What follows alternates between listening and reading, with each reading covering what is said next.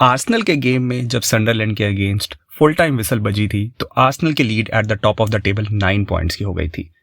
उसमें कैच ये था कि मैनचेस्टर सिटी को अपना उस गेम वीक का मैच फिर भी खेलना था और वो मैच था लिवरपूल के अगेंस्ट एनफील्ड में। और जब आर्सेनल फैंस ने देखा होगा डोमिनिक सोबोस्लाई की फ्री किक 75 मिनट में जो उन्होंने बहुत ही प्यारी मारी थी, तो उन्हें लगा होगा अब हमारी top of the table lead जो है 9 पॉइंट्स ही हो जाएगी।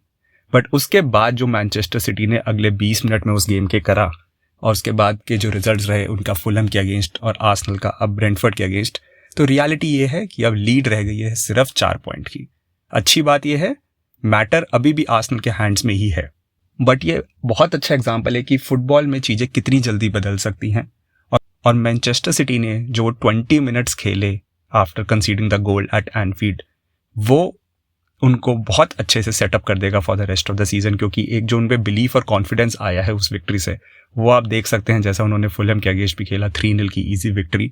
एंड सबसे अच्छी एडवांटेज जो मैनचेस्टर सिटी के पास है that they have been there and done that. Arsenal अब अंडरडॉग्स रहेंगे, हालांकि वो लीड में हैं और उनको प्रेशर एब्जॉर्ब करना पड़ेगा। अच्छी बात यह है अभी भी उनके कंट्रोल में है।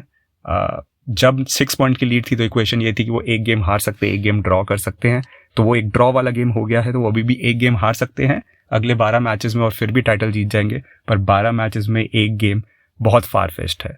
और अगर आप एक ऐसा गेम खेलते हैं जिसमें आप सिर्फ ऑन टारगेट 2 शॉट ले पाते हैं तो बहुत मुश्किल है आपका गेम जीतना, जैसा कि इस गेम में हुआ ब्रेंटफोर्ड के अगेंस्ट, जहाँ पे उनके सिर्फ 2 शॉट्स थे, एक शॉट जिससे उन्होंने गोल मारा और दूसरा एंड में जो मार्टिनेली का सेव हो गया कैलेहर से। बट इसमें पूरी तारीफ करनी होगी ब्रेंटफोर्ड की, उनके गेम की, जितना अटैकिंग इंटेंट के साथ आए थे, जो वो प्रेसिंग कर रहे थे, बिल्कुल कॉट आउट हो गई थी आर्टेटा की साइड की। ये क्या हुआ वो शायद नहीं एक्सपेक्ट कर रहे थे। लास्ट मेरी याद में ये जाता है बर्नमथ के अगेंस्ट जब खेले थे सिमिलर हुआ था, ऑल्दो वहाँ पे पॉजिटिव रिजल्ट आ गया था एंड में, बट इस बार ऐसा नहीं हुआ। जीटेक स्टेडियम में 1-1 का ड्रॉ ही रहा। और दूसरी चीज जो निकल के आई, ये आर्सेनल का 40th game of the season था कंपेयर टू ब्रेंटफोर्ड जिनका 31st था। तो आपको एक अब थकान दिखने लगी है सीजन की, फिजिकल और मेंटल जो प्लेयर्स में सीप इन होनी स्टार्ट हो गई है। और अब मिकेल आर्टेटा अपना बेंच और स्क्वाड डेप्थ कैसे यूज करते हैं, इस पे जज होगा उनकी मैनेजर कैपेबिलिटी को, कैसे वो इंश्योर करते हैं कि वो अपने स्क्वाड का मैक्सिमम यूज कर पाएं इंजरीज मैनेज करते हुए। मैच से पहले सलीबा को इलनेस हुई तो वो डिफेंस में नहीं थे और वो मैच में देखने को भी मिला कि आर्सेनल उतनी सॉलिड नहीं लगी डिफेंसिवली जितना वो जनरली रखते हैं। बट अगर सलीबा को छोड़ दें तो काय हैवर्ट्स भी अभी अपनी लॉन्ग टर्म इंजरी से वापस आ रहे हैं, अभी भी उनको स्लाइट निगल हो गया है। ऑडेगार्ड साका इंजरी से वापस आ रहे हैं, उनको मैनेज करना पड़ेगा। और मिकेल मेरिनो तो पूरे सीजन के लिए बाहर ही है। तो अगेन स्क्वाड मैनेजमेंट बहुत बहुत बड़ा रोल प्ले करने वाली है, क्योंकि अगर अभी हम देखें जो आर्सेनल के रिमेनिंग मैचेस हैं ऑफ द सीजन, 12 मैचेस तो प्रीमियर लीग में ही हैं। उसके बाद यूरोप में अगर आप फाइनल सेमीफाइनल तक जाने का एम्बिशन रखते हैं तो वो एडिशनल 6 या 7 मैचेस हैं। एफए कप में आप आगे तक जाएंगे तो वो 4 या 5 मैचेस हैं और लीग कप का फाइनल। तो आराम से आर्सेनल हो सकता है कि अनदर 20 मैचेस तक खेल जाए इस सीजन में। और जस्ट फॉर कंपैरिजन, जो साइड यूरोप में नहीं खेलती है या कंपटीशन से जल्दी बाहर हो जाती है, जैसे कि मैनचेस्टर यूनाइटेड, वो पूरे सीजन 40 मैचेस खेलेंगे। 38 प्रीमियर लीग के, एक मैच उन्होंने लीग कप में खेला जिसमें वो बाहर हो गए ग्रिम्सबी टाउन से, और दूसरा एफए कप में जिसमें वो बाहर हो गए। तो 40 मैच वर्सेस 60 मैच सीजन, बहुत बड़ा डिफरेंस होता है। और फिर से इसी बात से फोकस आता है squad depth, squad usages and कितना एफिशिएंटली वो स्क्वाड की क्वालिटीज को यूज कर पाए। अब मैच की बात करेंगे तो काफी लोग कह सकते हैं कि ब्रेंटफोर्ड ने आर्सेनल को उन्हीं के गेम पे हराया, क्योंकि उनका गोल आया एक लॉन्ग थ्रो से। और अगर आप कॉर्नर्स भी देखेंगे, जो कॉर्नर्स पे उनका सेटअप था ब्रेंटफोर्ड का जब वो अटैक कर रहे थे, वो बहुत सिमिलर था कि उन्होंने 6 यार्ड बॉक्स को पूरा फ्लड कर दिया था अपने प्लेयर्स से। तो डेविड राया के लिए एसेंशियली कोई जगह नहीं थी मैनूवर करने के लिए जब बॉल अंदर आती थी, अनलेस उनके हैंड्स में आए। पर डेविड राया की मैं दाद देना चाहूँगा, 1-2 नर्वी मोमेंट थी, बट ऑल इन ऑल एक थोड़ा हॉस्टाइल जितना एनवायरनमेंट था उसके कंपैरिजन में उन्होंने बहुत अच्छा अपने गोल को मैनेज किया, अपने बॉक्स को मैनेज करा और चांसेस भी क्रिएट करे।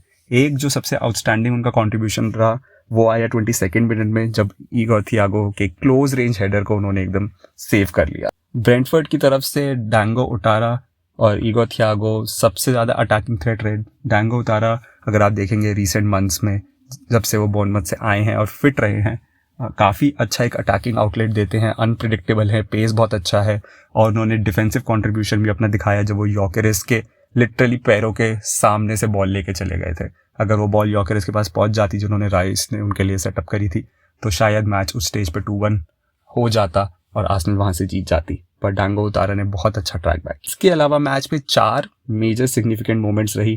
पहले आर्सेनल का गोल 61st मिनट में जो आया, हिनकैपिए का बहुत अच्छा क्रॉस था, लूपिंग हेडर मारा उस पर मैडवेके ने, मैडवेके का भी बहुत अच्छा फिनिश था। एंड प्रोडक्ट पे हमेशा उनके क्वेश्चन मार्क रहता है, थोड़ा सा इस बार भी था, बट वो हेडर के लिए उनको पूरे पॉइंट्स देने चाहिए जिस तरीके से उन्होंने वो हेडर मारा और केलेहर को कोई चांस नहीं दिया।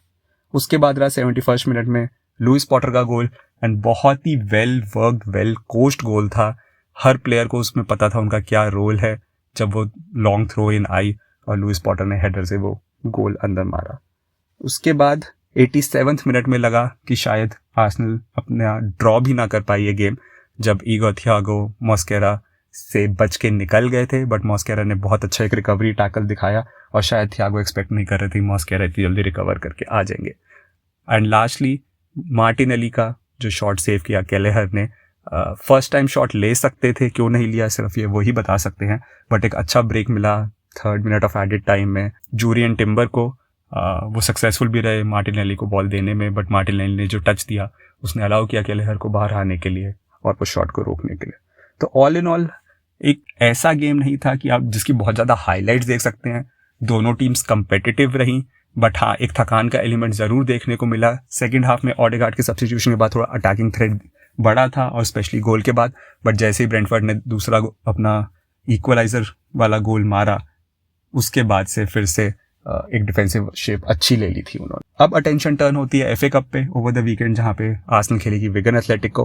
हालांकि विगन बहुत ही खराब रन ऑफ फॉर्म में है, 8 गेम्स में वो जीते नहीं है अगर हम एफए कप की विक्ट्री छोड़ दें उनके पिछले राउंड की, बट एफए कप में magic of the FA cup को सब जानते हैं, कोई किसी को भी हरा सकता है। तो हाँ इस गेम को लाइटली नहीं लिया जा सकता, बट मेरी एक्सपेक्टेशन हुई कि फर्स्ट टीम के काफ़ी लोगों को इसमें रेस्ट मिलेगा। क्रूशल यही रहेगा कि राइस वाली पोजीशन जो बॉक्स टू बॉक्स पोजीशन है उसमें कौन खेलता है, कंसिडरिंग मेरिनो नहीं है। बाकी सब पोजीशंस पे आपके पास एक सॉर्ट ऑफ डायरेक्ट रिप्लेसमेंट है। लेफ्ट पे आप लुइस केली को खिला सकते हैं, सेंटर में मॉस्केरा हिनकापी खेल सकते हैं, राइट में वाइट खेल सकते हैं, गोलकीपर पे केपा खेल सकते हैं, उसके आगे नॉर्गार्ड खेलेंगे। उसके आगे क्वेश्चन रहेगा कौन खेल सकता है, ऑप्शंस हैं बट कौन खेलेगा। उसके आगे एजे खेल सकते हैं, काय हावर्ट्स को भी खिला सकते हो, लेफ्ट पे मार्टिनेली, राइट पे माडुएके। हालांकि मुझे लगता है साका से स्टार्ट कराना चाहिए उस गेम में, उनको थोड़े मिनट्स देने चाहिए, कॉन्फिडेंस बिल्ड होना चाहिए, और फिर half an hour mark, half time mark या 60 मिनट्स मार्क पे आप माडुएके को लेके आ सकते हैं। And up front of course Gabriel है। तो बाउंस बैक करना होगा, एफए कप नहीं, मैं कहूँगा जो नेक्स्ट गेम है वुल्व्स के अगेंस्ट उसमें एक्चुअली बाउंस बैक करना है, जिससे जब नेक्स्ट वीकेंड के गेम स्टार्ट हो प्रीमियर लीग में तो lead at the top 7 points के दिखे, 4 की नहीं। So best of luck to the Gunners, let's go.